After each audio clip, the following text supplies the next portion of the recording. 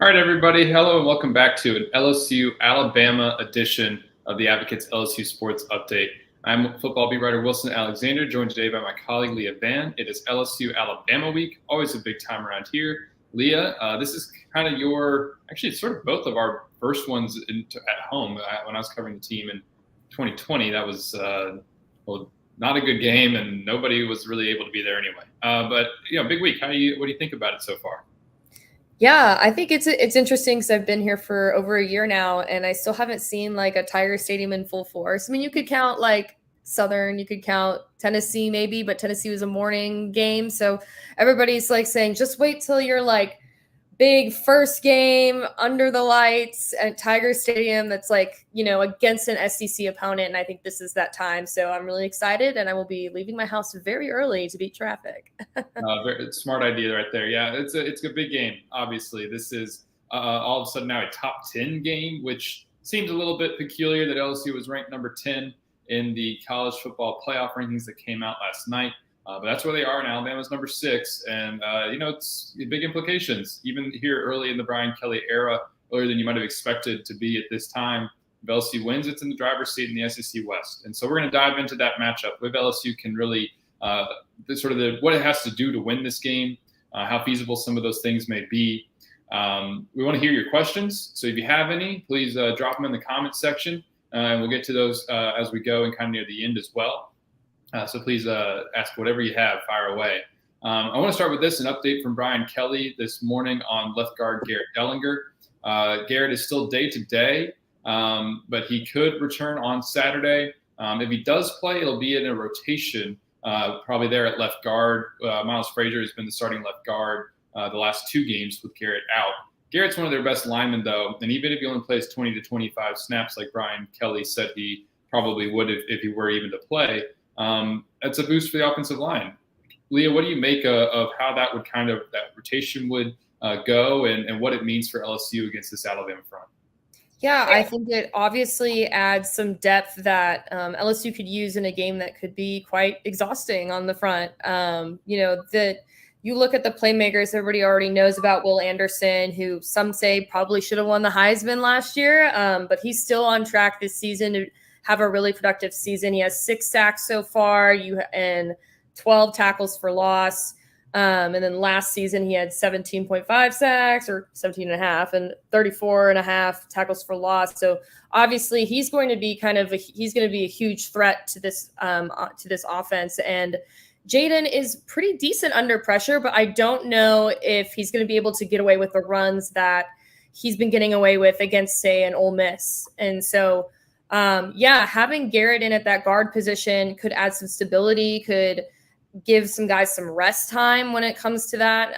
And obviously, like, if Jaden has enough time to make the passes that he's been making the past 2 weeks, I think that the offense could be equally as productive.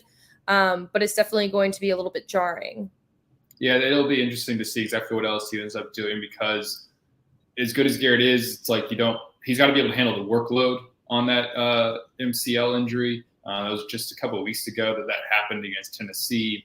And like you said, Alabama, even though this isn't necessarily the Alabama defenses of old that allows like 6 points a game or something like that, it's still an effective group. And let's start looking at that here, I guess. Alabama has allowed, like we said, Alabama looks like vulnerable and shaky this year when you kind of use your eyes. Look at the numbers, and maybe it's not quite as vulnerable as you might think, I guess. Alabama's defense is allowing 16.6 points per game. It's only given up 15 touchdowns, and 7 of those were against Tennessee, which obviously has one of the best offenses in the country this season. And the way that Tennessee operates on offense is quite unlike LSU, I guess. So does LSU need to do, like, I guess when you look at just to schematically evaluate this, if you could, I guess, a little bit, and in terms of what Alabama has faced before, does LSU really match up well in this game? Yeah, I mean, that's a good question. I think they do, because I think, like you said, Alabama's defense is not as strong as it has been. And somebody that I talked to today was saying that this year Alabama has been kind of uncharacteristically giving up big explosive plays. I think we saw a lot of that against Tennessee. Obviously, again, like different offense, but with LSU running a mix of that tempo versus non-tempo offense that Brian Kelly says is really like the sweet spot. I think that, that could pave some room for this offense to really do well in the passing game. I think where they're going to struggle is the run game. LSU has had a pretty good running back in Josh Williams, who is also just as talented as a pass blocker, if not more talented as a pass blocker, and might be used more in that sense. But you do return John Emery to kind of add some versatility to this offense. But I think it's going to be tough to run the ball. I think they actually might have a lot more luck in the passing game since Jaden has been kind of hitting his targets, and that secondary seems to be kind of giving up some big plays this year. I was trying to figure out if I could find the stat book from Tennessee, but I wanted to give it like the 20 or more yard plays, but I'm still looking. What are you thinking? Yeah, well, while you kind of search for that, it's interesting because Tennessee schematically is very different from what LSU said, kind of like we were alluding to a minute ago. Like they spread LSU saw it firsthand. Obviously, LSU fans know kind of what we're talking about, that Tennessee was spread out so far to the boundary.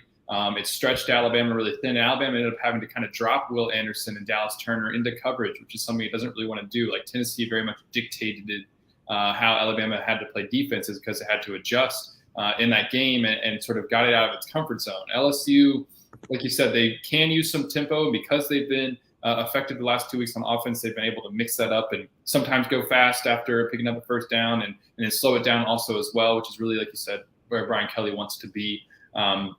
They're not going to be like a high up-tempo offense like Tennessee is. But that's the thing that, got Alabama off balance was that kind of scheme. LSU's not going to run that. And LSU is going to have to just do what it does really effectively, I guess, because it's not going to have those receivers spread all the way out to the boundary, and it's not going to just constantly go up tempo. And it makes me sort of think about how LSU has scored recently has been these really long sustained drives in the Florida and in the Ole Miss game. I mean, 75 yards, 80 yards, 88 yards, 73 yards, just over and over and over. It's typically been a really long drive, which is great to see from an offense that you can do that, but it's going to be hard against Alabama to sustain on offense over and over and over again. I feel like defensively, LSU is going to have to make some plays, get a turnover here and there, because that's also sort of what has pushed Alabama, like in the Texas A&M game, which was so weird because Alabama was starting Jalen Milroe. It's back at quarterback. It had 4 turnovers. That's really the only reason that game kind of came down to the end like it did anyway. But I feel like field position is going to be pretty key there for LSU to try to give the offense just a better chance of moving the ball consistently, because it's going to be harder against Alabama than it was against Ole Miss and Florida to rip off these 75-yard drives just over and over and over again. Have you pulled up those explosive play stats yet? Yeah, I can't find them. I was like, dang, I need to, because usually you can go to stat broadcast, pull up like the live stats, and there's a big plays tab, but I can't find it. But I will find it and I'll tweet it out later. But yeah, I think that Alabama, I think with LSU, I'm drawing a blank here. Wow. So like you said, it was the tempo that kind of threw it off, but also made it more of a shootout. With LSU, if they can hold on to the ball as long as possible and just, drain the clock and give Alabama as few opportunities as it can. I mean, I know that sounds pretty like elementary, but I think that's how you maybe gain control. I mean, the Tennessee game could have gone either way. We saw that. But yeah, I think with Alabama, you don't want to give them favorable field position with your special teams errors. You don't want to turn over the ball. That's going to be super huge, because if you give that team any extra possessions, like, it's over. I think the other thing that LSU needs to do is start off fast on defense. You cannot give up like an opening touchdown, cannot give up an opening field goal. Really, you've got to find a way to kind of put pressure on Bryce Young. And I was reading through actually Pro Football Focus, and Bryce Young's completion percentage goes down to 58% when he's being blitzed. So, and obviously he's a really good passer and he is pretty elusive, but if you can contain him to the pocket and you get him to kind of panic, you eliminate that first read, then you can probably contain him. And we saw that when they played Texas. Like, Texas was able to kind of eliminate Bryce Young there until like the fourth quarter. So That's what I'm seeing. And then if you look at Daniels, he's a little bit more of a runner in comparison to Bryce Young, and does a little bit better on the run. Actually, his completion percentage actually stays steady or goes up when he's faced with a blitz. He throws for 71%. So I thought that was a pretty interesting stat. I know I kind of just went all over the place, but how do you think that LSU can handle Bryce Young?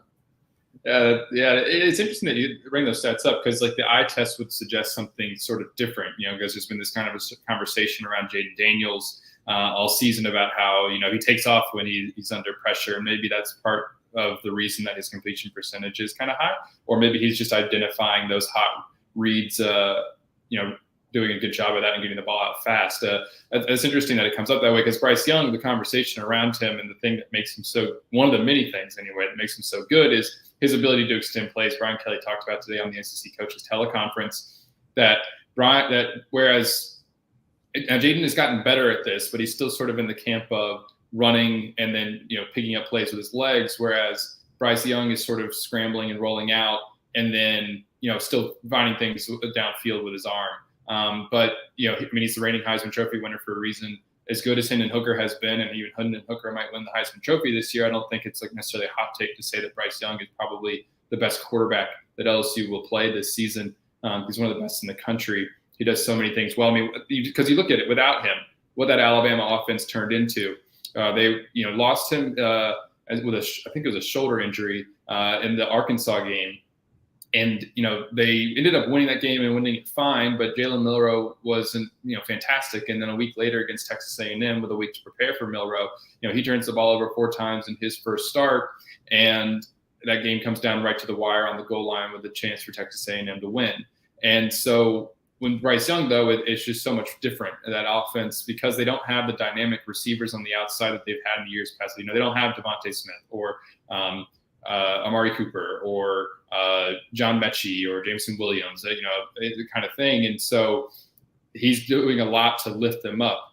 Their leading receiver, it's hard to even name who they've got on the outside for a lot of people, because there's nobody that impressive really, which is kind of interesting. I mean, I feel like LSU's corners have been maybe struggling at times this year, but probably the matchup really comes down to how I guess they can contain Jahmyr Gibbs, which I know you're sort of looking at a little bit today. So can you tell us more about that?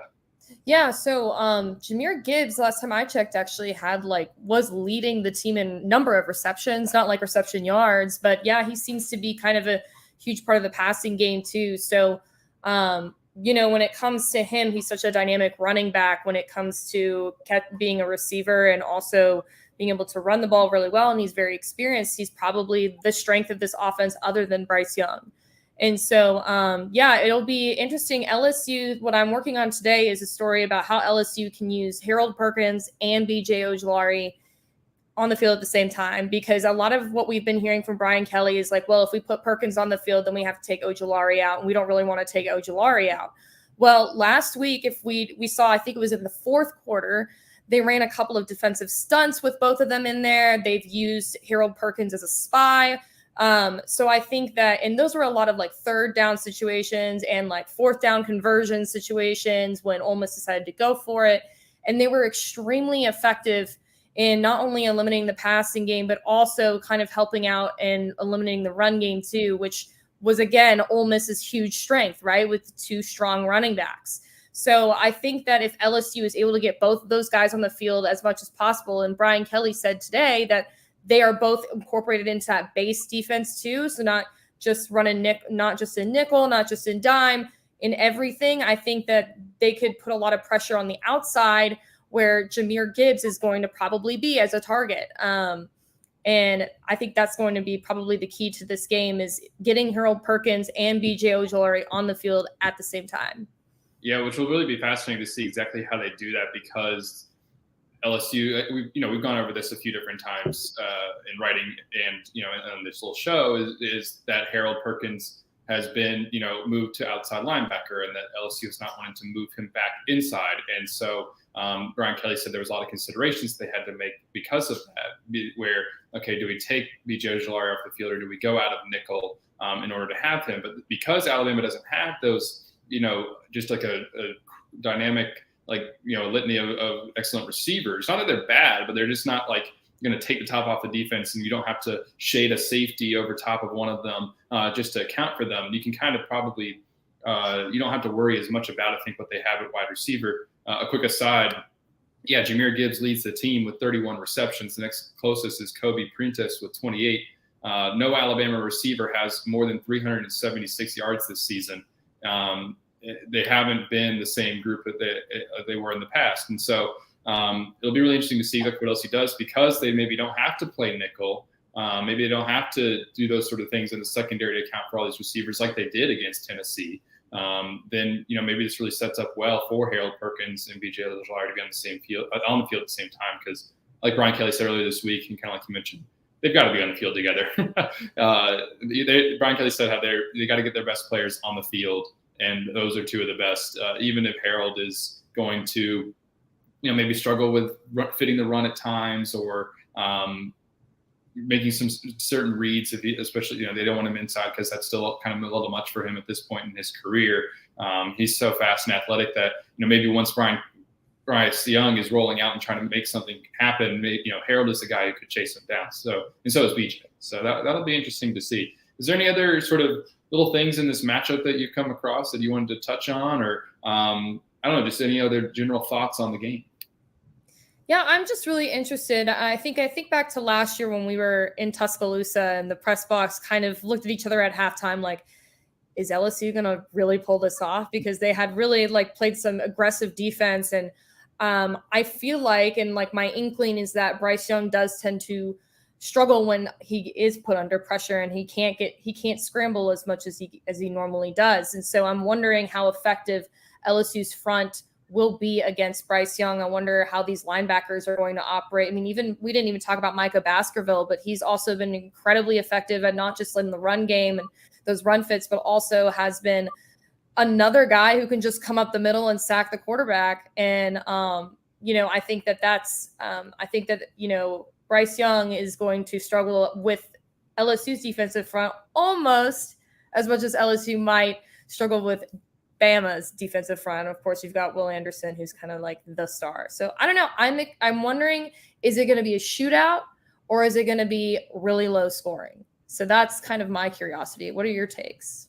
Yeah, we'll see. I don't know. I mean, I think we should pause for just a second to say, if anybody has questions about the game, about anything else with this team, send them our way. Go to the comment section and drop those. We have one that that got sent in late for our show last week that we'll get to here in a second. I'm not quite. I don't know. I mean, we'll see exactly what happens. My feeling is if it does turn into a shootout, obviously that's good for LSU. Just to be in the game. I feel like Alabama is still. I mean, they're a 13-point favorite on the road, and even though LSU has played well here recently and made this game interesting, it still feels like Alabama is just a class above right now. I mean, I don't think that's a surprise necessarily, because Nick Saban's been doing this for so long. This roster is built up in a way that Brian Kelly is still trying to get this roster to that sort of place. He said himself this week that they're not there yet, and they've got some good players. They've done some good things. Jaden Daniels has obviously taken a huge step, and if he continues to play well, then he gives LSU a chance in this game. I think a lot of things hinge on him and his ability to play like he did the last 2 weeks against a much better defense. Because if LSU can take advantage of what it has at wide receiver and score and sort of force Alabama to not be able to just pin its ears back on the edges with Will Anderson and Dallas Turner, and kind of force them out of what they like to do in terms of rushing the passer, then LSU's got a good chance, and especially at home. Night game in Tiger Stadium, that helps. Like we said, Alabama is one of the most heavily penalized teams in the country. I don't know if we've mentioned that necessarily so far today. I mean, they're actually going to bring that up. Yeah, they actually are averaging 8.62 penalties per game, which is 125th fewest in FBS. So that would mean, I guess, they're the 5th or 6th most. So yeah, they are one of the most penalized teams in FBS football right now. Yeah, and especially in those games against Texas and Tennessee, which are both on the road. Against Texas, they were penalized 15 times for 100 yards. Against Tennessee, they were penalized 17 times for 130 yards. That was actually, it factored into the game. Certainly, giving up all that yardage And if Alabama continues to struggle with a road atmosphere, Tiger Stadium, even though it might be a little bit rainy, it never actually rains in Tiger Stadium. Chance of rain is never, as we know. And so it could end up really swinging things in LSU's favor if Alabama continues to struggle with penalties. So we'll see. We got a question from last week that I wanted to pull up. Like I said, this comes from Cody. Do you see Kyron Lacy getting a bigger role with the passing game from here on out? This is an interesting little question, I think, because Kyron isn't necessarily. Oh, we appear to have lost Leah.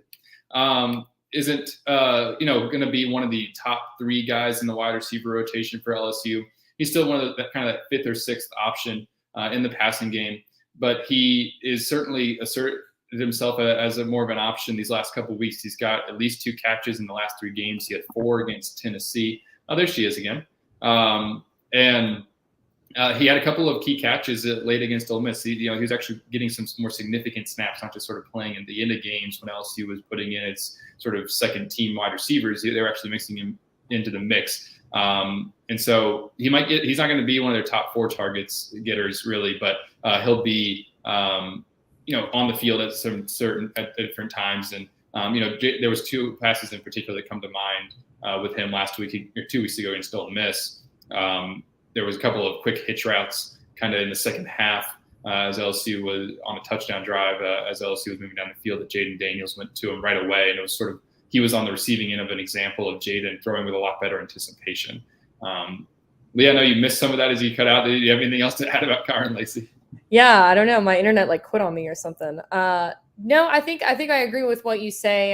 You also have to look to see your wide receivers as blockers too sometimes in the pass game and in the run game. And I looked up his pass blocking, his run blocking grades, and they're pretty good. So he's in there a lot of times when you don't even realize it. And but yeah, as far as being the guy with the flashy numbers, no, but he also could be that unexpected target that Alabama is not expecting. So he could be somebody that you throw to on 3rd down every once in a while, and all of a sudden he's out of nowhere. So LSU has so many options at wide receiver. It's hard to key in on one. I think what's going to be interesting is who steps up. Is it going to be a Kayshawn game? Is it going to be a Malik Neighbors game? Is it going to be a Jure Jenkins game? They're all just kind of so dynamic in that sense. So I'm excited to see what happens. Well, we'll have coverage of all of it after the game. In the week leading up to the game, we've got a lot still coming for you guys over the next few days leading up into that Alabama game, and then all the coverage post-game over on theadvocate.com and NOLA.com. We're here every Wednesday talking about the game on all the Advocates pages, usually at 2 p.m. Try to always hit that. Sometimes we have to move it around, but it's usually 2 p.m. here, talking about the game. And then we're also got the newsletter you can sign up for, LSU headlines and news in your inbox, email inbox every morning. And then, of course, just all the everything else we offer over at theadvocate.com and NOLA.com. So please consider subscribing. Thanks for watching, everybody. Like I said, 6 p.m. Central Time kickoff on ESPN in Tiger Stadium Saturday night. It's prime time in Death Valley, and we'll have you covered on all of it. So thanks for watching. Be sure to tune in next week for Leah Vann and everybody else over at The Advocate. I'm Wilson Alexander. We'll see you after the game and next week as well.